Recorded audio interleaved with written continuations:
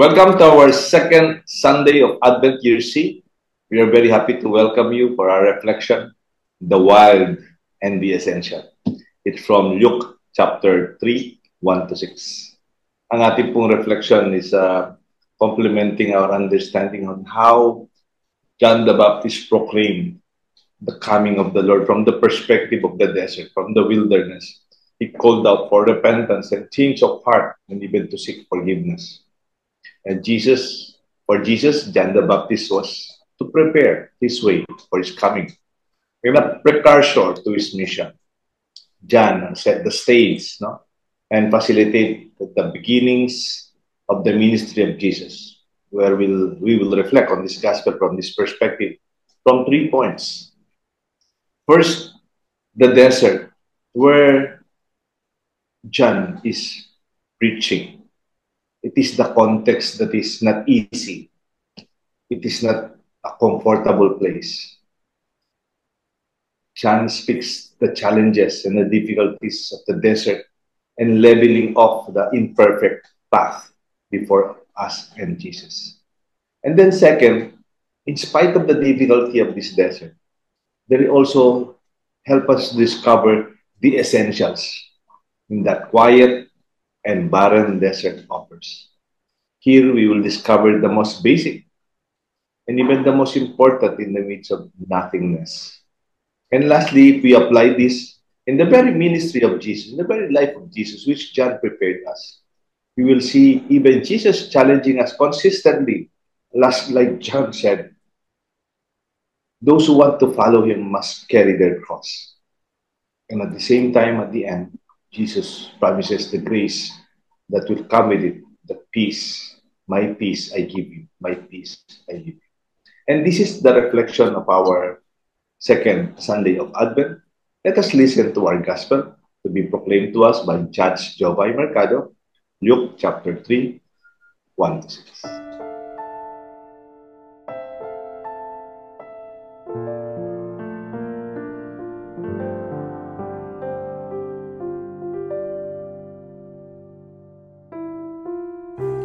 Pagbasa mula sa Ebanghelyo ayon kay San Lucas.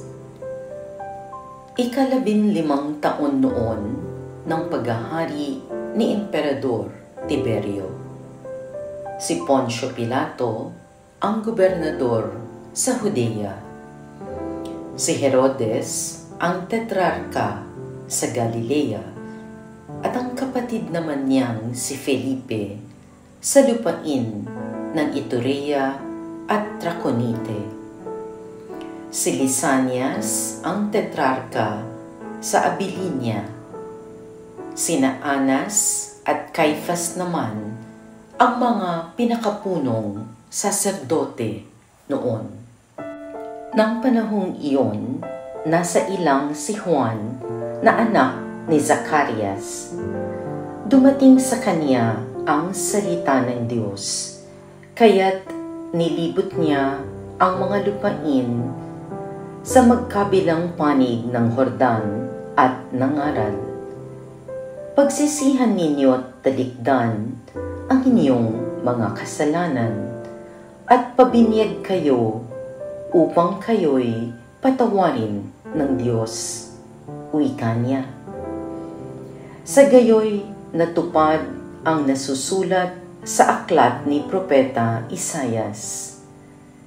Ito ang sabi ng isang sumisigaw sa ilang, ihanda ninyo ang daraanan ng Panginoon. Tuwirin ninyo ang kaniyang mga landas. Tatambakan ang bawat lambak at titibagin ang bawat burol at bundok. Tutuwirin ang daang liku-liko at papatagin ang daang baku-bako. At makikita ng lahat ng tao ang pagliligtas na gagawin ng Diyos. Ang mabuting balita ng Panginoon.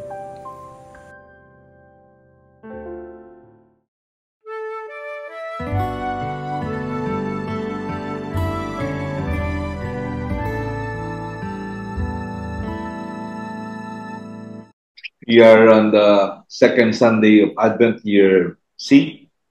I am reflecting from St. Joseph Clark office.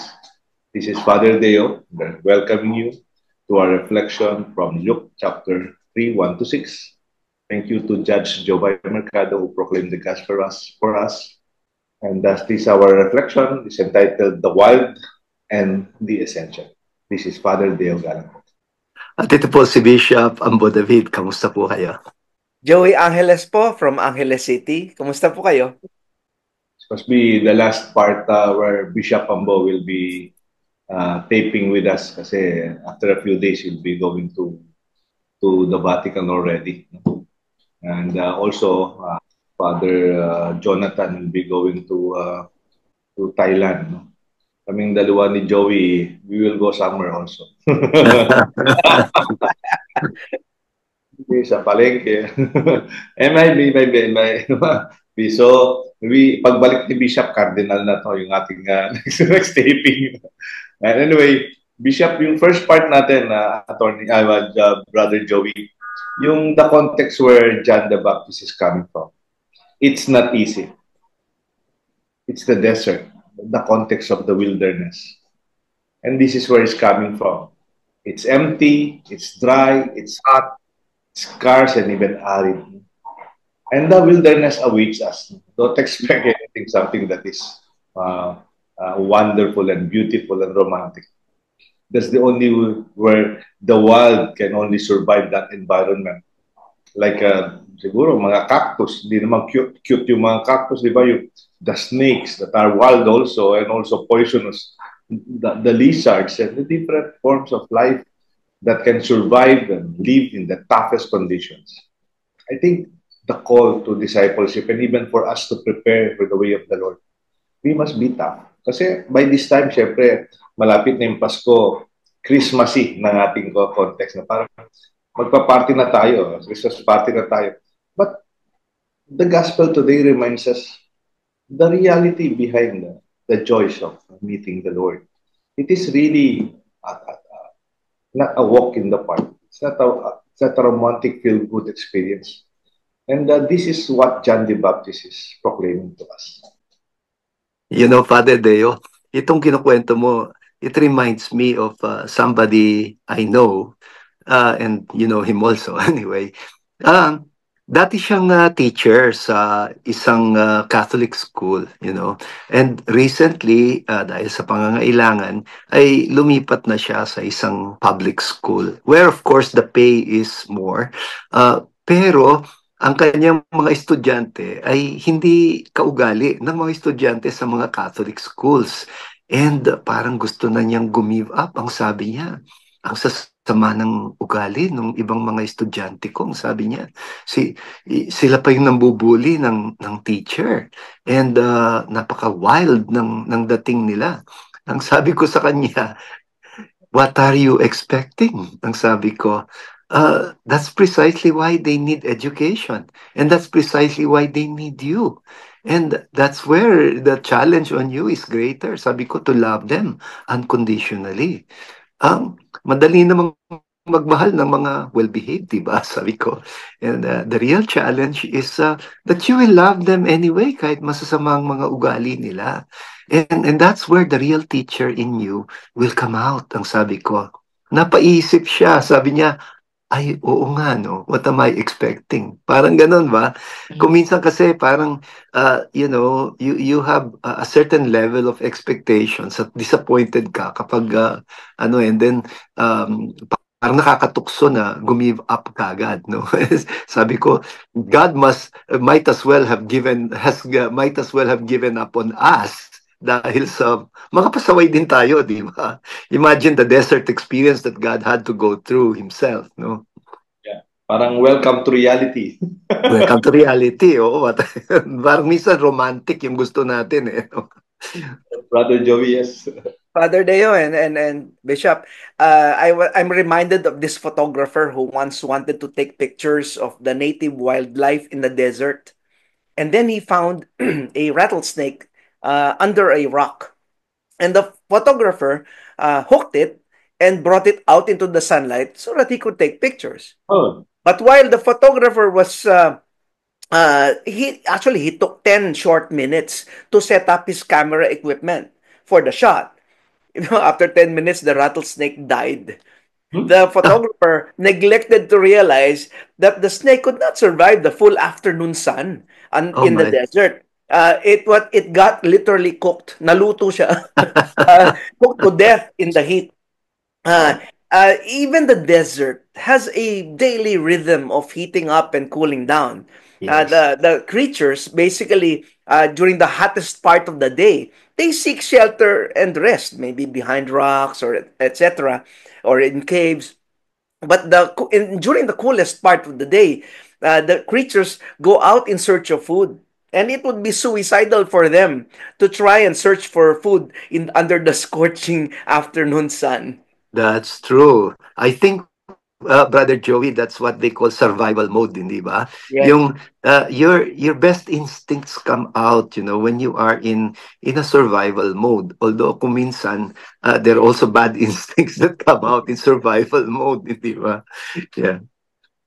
Uh, if we can apply this also in the personal uh, call of John the Baptist, which is also very difficult, and it will not be easy if we apply it in our life.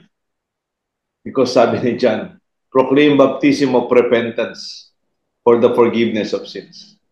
We have to level up our rough pride and even the wild part of our sinful ways. Maybe the desert could be the picture of our own self, the barren, the wild, and sabi nga ni Bishop Ambo, it could be the positive best instincts or even the unkind instincts in us. And this is what we are addressing also for the coming of the Lord. Ourselves, our person, level our pride, our sinfulness. You make them smooth. And that's why the gospel today challenges us in a personal level. It's not easy. And that would be our first reflection, that as we welcome the Lord, we also welcome and prepare ourselves more than the preparation for our Christmas and our budget for our parties. It's also preparing the way in our hearts. Let me add a little bit more, Father Deo. Kasi ang ganda that you are emphasizing the aspect of preparation. And if you remember, I keep saying that Advent is not yet Christmas, no? Kasi hindi magiging meaningful ang ating Christmas if we do not take Advent seriously. Just as hindi magiging meaningful yung Easter if we do not take Lent seriously. At dito mo makikita talaga yung parallelism ng Lent at saka Advent, hindi ba? Kasi yung parehong lumalabas yung motif and symbolism ng desert experience, which in the Bible, of course, is very closely related to the desert experience of the Israelite people before they entered Promised Land. At doon sa disyerto, lumabas yung true character nila. Hindi ba? Lumabas yung true character nila nung medyo nagutom na sila, nauhaw na sila, yung ganyan. And they became squeamish and they became always whining and complaining. And God himself was tested by them, no? And by their kind of character. But God did not give up on them, no? Thank you po, Bishop Ambo and Brother Joey. We will continue with our reflection kasi even the first reading reflects this now. By the way, John from Baruch chapter 5, sabi niya, God has commanded that even the lofty mountains be made low and the age-old depths and the gorges be filled and be made level ground. And that will be the only way that Israel can advance to secure the glory of God. Magbabalik po Men of Light for the second part. We will see even the wild desert, even the nothingness in the desert, would also bring us to a quiet and an essential way of life. Babalik po ang Men of Light.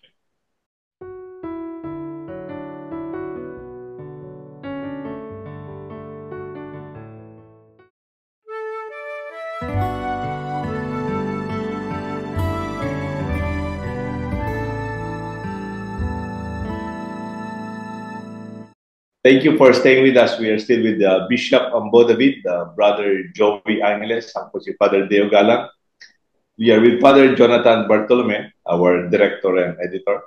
The second part of our reflection, this second Sunday of Advent, you see, is the call to the quiet on the essential. Yung kahit na nasa desierto po, we describe it as a very wild and difficult time. The desert is also where you will find the basic and even the simple. You have to. You cannot afford luxury in this kind of life. In the desert, it is so quiet that you will hear, you will see, you will taste, and you will feel the essential. Or even the nothingness. In the wilderness, it gives us our soul, no, to the barest and even the most important. It will you will let go of your lavish and even the excessive life that maybe you had before this desert experience. In the desert, you can listen even to your heartbeat. Hence, you can even meet your soul and confront yourself, even your level of pride, and to strengthen your sinful and even crooked ways, which John the Baptist calls us to action in this gospel. Yes, Bishop Ambo. Yes, alam mo, Father Deo, itong description mo ng desert experience reminds me of yung kinukwento ng brother ko si Randy David at ang kanyang mga anak na-experience niya, I think earlier this year, nung nagkamino sila. I think, he also wrote an article or a column in the Sunday Daily Inquirer tungkol dito. Yung the experience of doing the Camino with the barest minimum, no? Kasi it's not going to be to your advantage to be carrying too much load. Pag masyado mabigat ang bagahe mo, you are also not going to survive yung pagkakamino. Kaya kailangan daw i-determine talaga ano ba talagang dadalhin ko. And minsan, as you are sorting things out, you realize, bakit ko to dinala? Pabigat lang to. Do I really need this, And ngayon, parang dyan nahihirapan na yung mga tao dun sa basic question, kailangan ko ba talaga ito? Just think about it, When you go to the mall or you go to a department store and then you look at the things that you bought pag uwi mo, ask yourself, ba't ko to binili? Ano ang dahilan? And and even the things that we have around us, minsan we just keep them. We're not using them. They're just there. Ganon, no? And hindi ba yung Father Deo, kahit humahaba, no?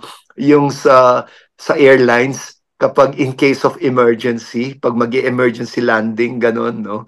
Sasabihin nilang, don't take anything with you. Ganon, no? And kung minsan, it is people who cannot let go who suffer the disaster because they think they cannot survive without this or that, no? May nakita kong parang ano siya, international news na nag-emergency crash, emergency landing yung plane. Emirates yata. Tapos when they were pushing their passengers, siyempre yung mga pasahero, kukunin yung passport, kukunin yung handbag, kukunin yung wallet o maybe laptop. Nakakabili po yung stewardess, Bishop and Brother Joey. Talagang hinahatak niya, tinutulak niya yung mga passengers to go out and push them not to go back to their material things.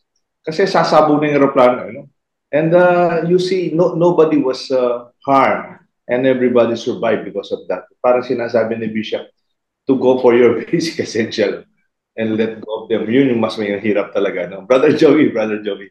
Father Deo and Bishop, as I mentioned earlier, the desert is a place of extremes in temperatures, di ba?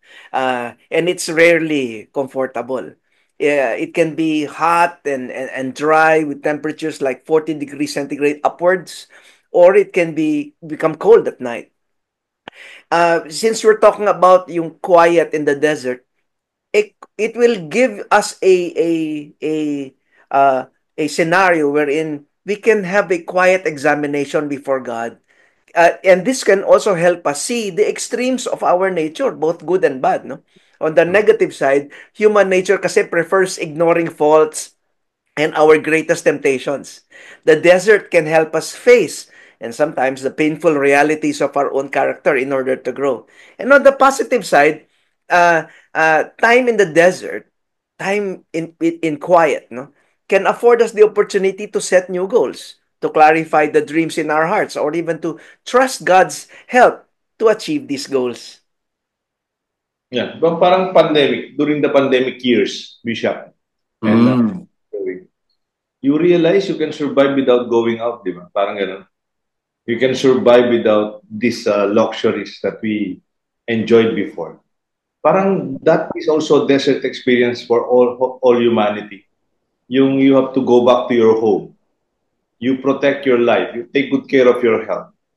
And that is also an experience of going back to the basics.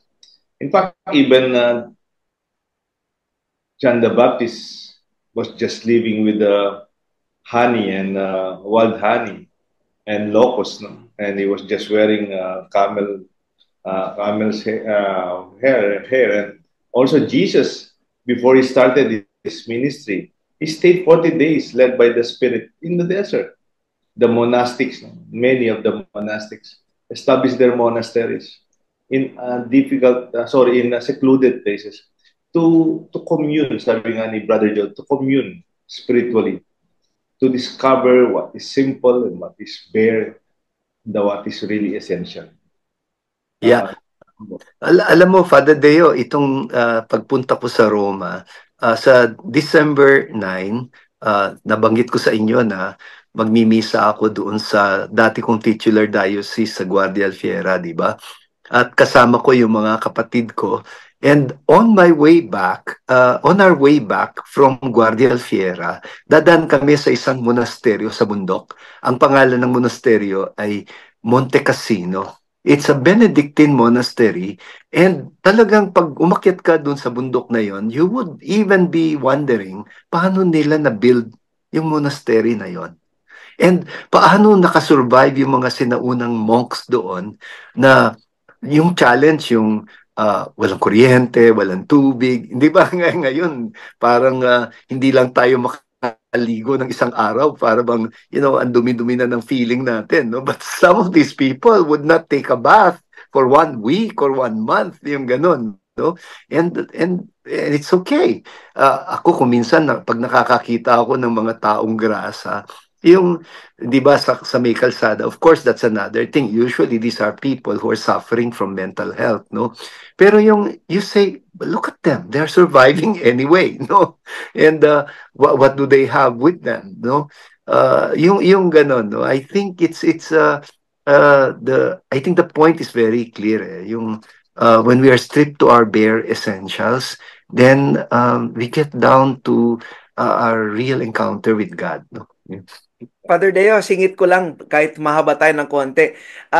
I'm reminded, Bishop, about your last episode titled Attentiveness. Yes. And only the essentials forces us to focus away from the distractions. And the desert provides that, di ba? The desert actually is not necessarily a place outside of ourselves. It could also refer to our interior life. And this is the importance of, as I mentioned earlier, silence or being quiet.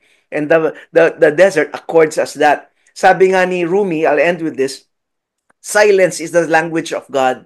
All else is poor translation, he says. Thank you very much, Brother Joey. Bishop Ambo, we go to the third part. It is applying these principles of the experience and proclamation of John to the experience of meeting the Christ, the Messiah that he's proclaiming and preparing the way. Meeting and following the Messiah. Magbabalik po ang Men of Light.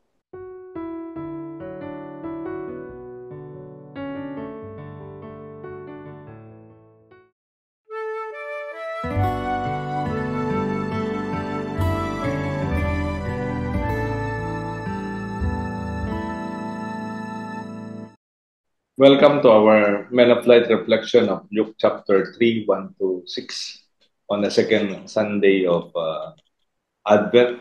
Actually, December 8, pinag-usapan nga natin off-camera. December 8, obviously, the fiesta, feast day of the Immaculate Conception of Mary. Hindi po kay Jesus, it's for Mother Mary.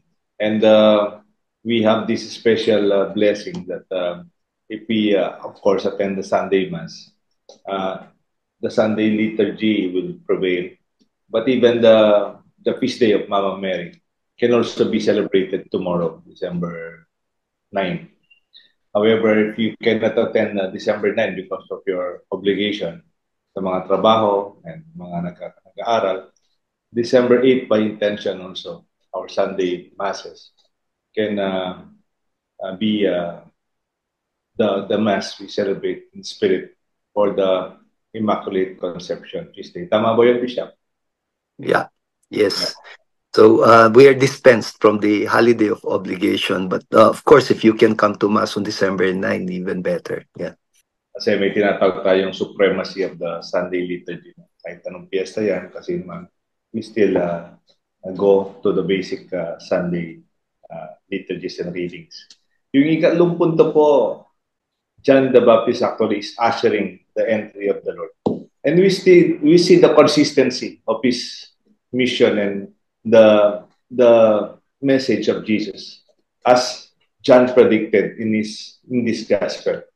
When we are following Jesus, we are not expecting a smooth ride. We're not expecting a bed of roses. Discipleship is not a comfort zone.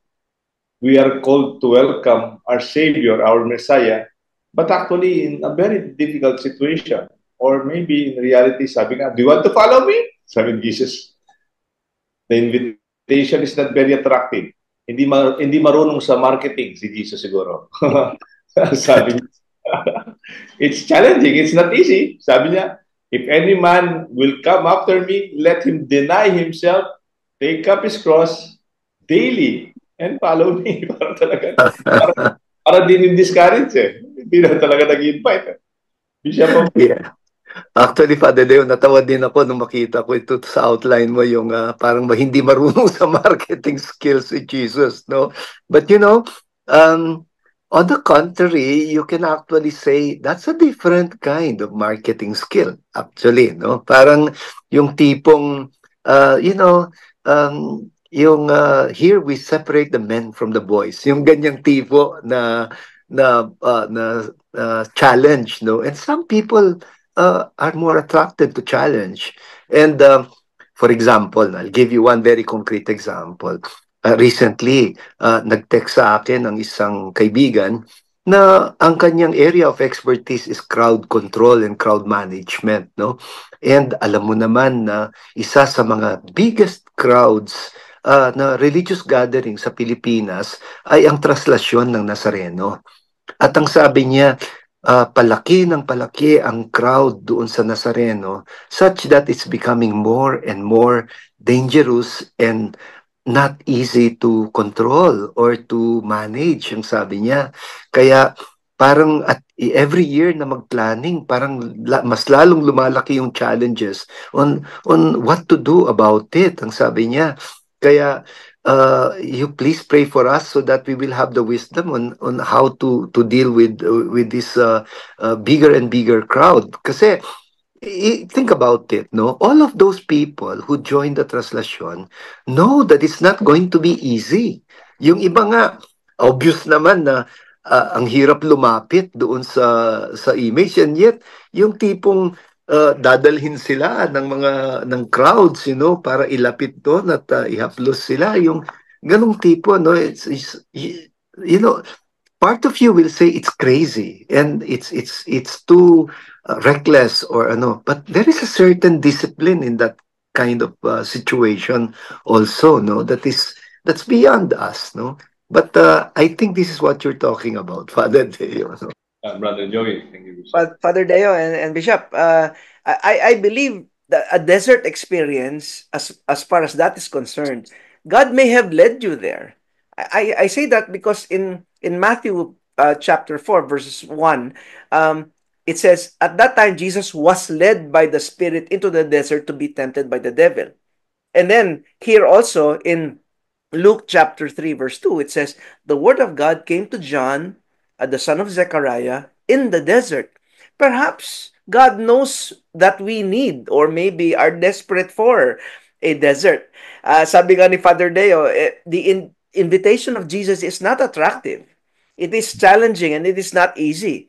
Pero however, you will never know what you are made of until you are in the desert. Eh. Di ba? Si Jesus went into the wilderness to be tempted by the devil.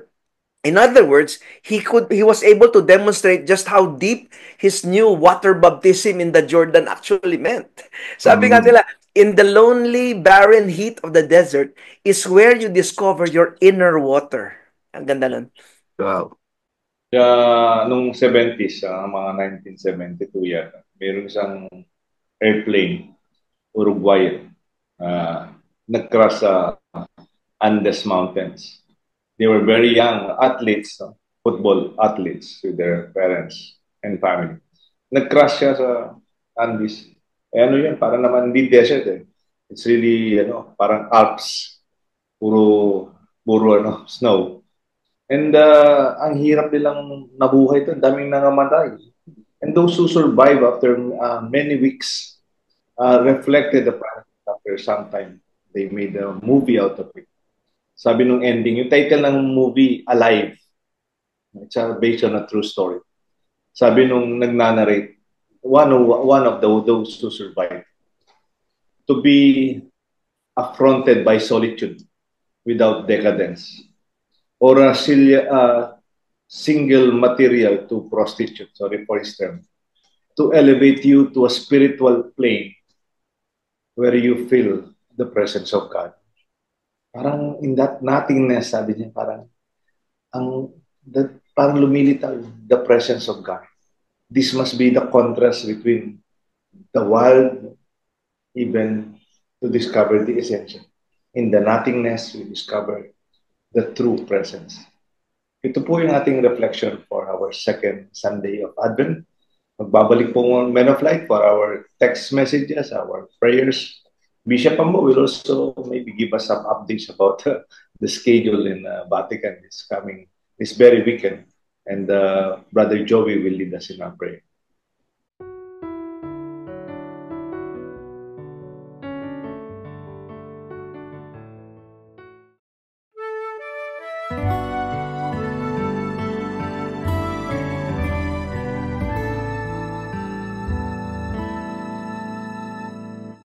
We are at the last part of our second Sunday of Advent reflection, the wild and the essential, and that's from Luke chapter 3, 1-6. We will be reading to you the Facebook messages and even our YouTube and some of our birthday celebrants among our priests. Bishop, mauna na po ako, and then also Brother Joey will lead us in our prayer. From George Magtibay, padala po siya ang dalawang message. And he's saying that the end of time, it is not to be feared, but to be awaited. Renewal that will entail the purification and destruction of the oil. And this may cause fear and dismay, but also may imply emergence of something utterly new, provoking hope and expectation. Ito po ng mga reflection ni Brother George Magtibay. And also, Sister Elizabeth Curamin, thank you very much for your feedback.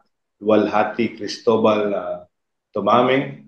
And of course, George Yap, sabi niya, he summarized our reflection at Men of Light. Jesus highlights the importance of attentiveness to the signs of times in preparing for the second coming. Being attentive involves all senses at work in a person's whole being to the presence of another. Sabi nga niya, the art of paying attention requires managing distractions and vigilance. Maraming salamat, George Yap, Brother George Yap. Mga YouTube comments po natin from Randy Vidal and also from Halina Manalangin by Father Harvey. Thank you po. As a young priest in the ministry, I just accidentally watched one of your episodes. At sino man ang nakikilakbay din po akong kasama ninyo. Father Harvey, maraming salamat po. It's from the Diocese of Novaliches. No? Thank you, Father. And then, ang ating pong mga birthday celebrators from October 8 and 14, may dalawang pari po tayo.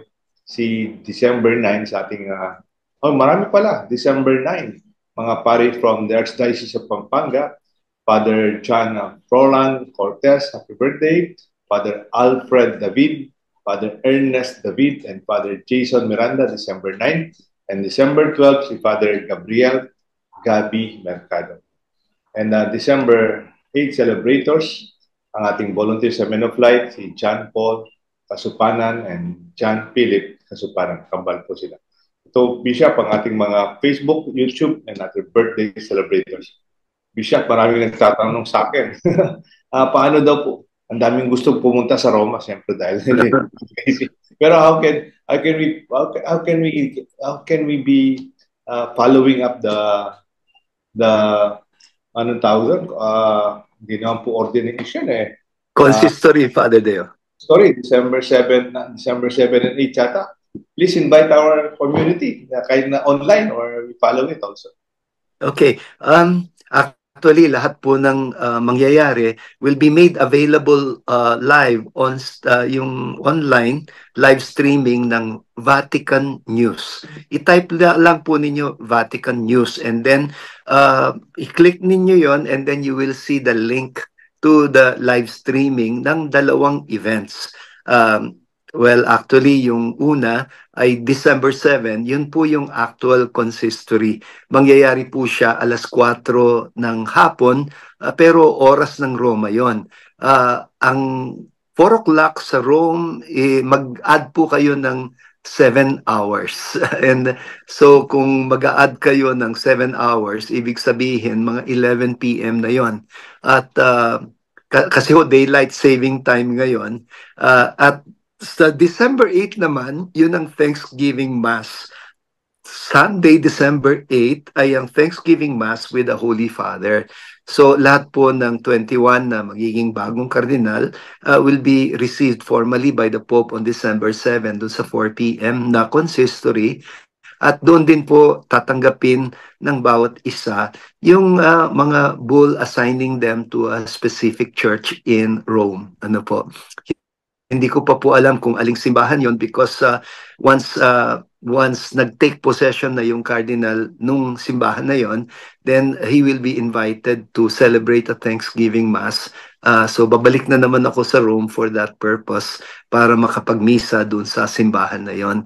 Usually daw, ang mga Pilipino, yun nga, parang dahil ang laki ng Filipino community sa Rome, that is why, well-attended daw ang mga misa ng mga kardinal sa kanilang simbahan doon sa Rome.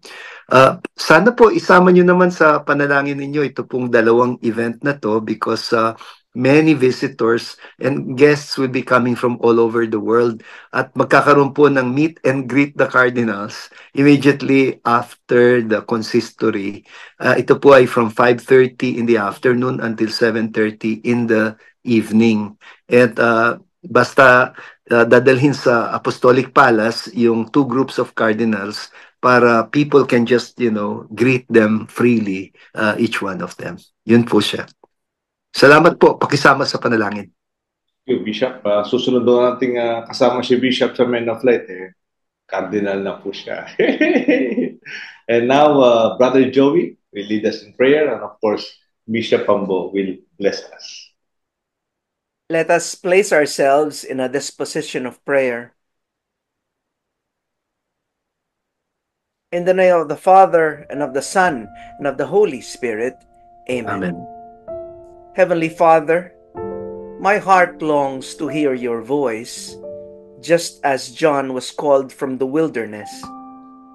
You invite me to walk a path that is not easy, a journey through the desert of my soul, a place of emptiness and extremes, yet full of opportunities to encounter you. The wilderness teaches me, Lord. It strips away my comforts, my pride, and my distractions. It reveals the mountains of my ego, my selfish ambitions, and my inflated desires. I ask for the grace to level these hills, to humble myself before you, and to let go of the things that keep me far from your love, Lord. Let the valleys of doubt, regret, and fear in my life be filled with your mercy, peace, and hope. Father, like the creatures of the desert, help me to obey your rhythms and guidance. Teach me to trust your boundaries, knowing they are given not to limit me, but to preserve and guide me. May I find shelter in your presence during the heat of trials and emerge from the shadows to seek your sustenance when the time is right. In the quiet of this desert, I confront my sinfulness, my weaknesses, and my need for you. I surrender to your transforming power, knowing that you alone can make straight the crooked ways of my life. Just as John prepared the way for Jesus, help me to prepare a place in my heart for your coming. Lord, the call to follow you is not easy, but it is worth everything. Carry me when I grow weary, remind me of the peace you offer, and help me to persevere in faith. Let my life echo John's message, to turn back to you, to repent, and to live in the freedom of your forgiveness.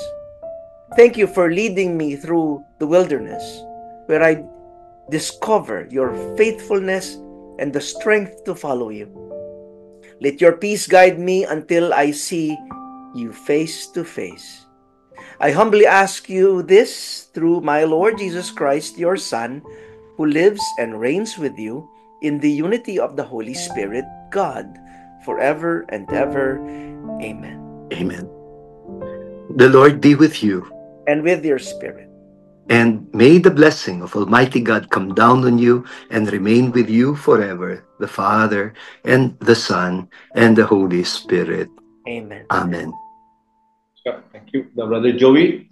Minsan, ni-imagine ko kung pwedeng pagkatapos ng misa, yung prayer mo babasahin ko. Parang yung ganda-ganda parang summarizes na magiging homily natin sa Sunday. So, Bishop Ambo, December 8 is the Immaculate Conception. And the same Sunday where this episode would be aired. We are praying for you, we congratulate you, the whole Kapampangan, and even the whole Kapampangan and Filipino people are very happy for you, very proud. Continue to realize your ordination following your mission. Continue to inspire and serve more. Thank you, Father Deo. Ito po si Father Deo Gala. Nagpapasalamat po sa inyo. Let us celebrate with peace and joy the extremes of the desert.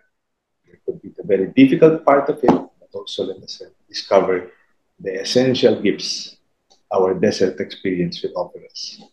At ito po si Bishop Ambo David ng Diocese of Caloocan. Hanggang sa muli at kung maaari po, pakisama naman sa inyong mga panalangin ang magaganap sa December 7 and 8. At gayon din po yung dalaw namin sa Guardia Fair, December 9 and 10. Thank you very much. At ito po si Brother Joey Angeles, Shine the Light of Jesus.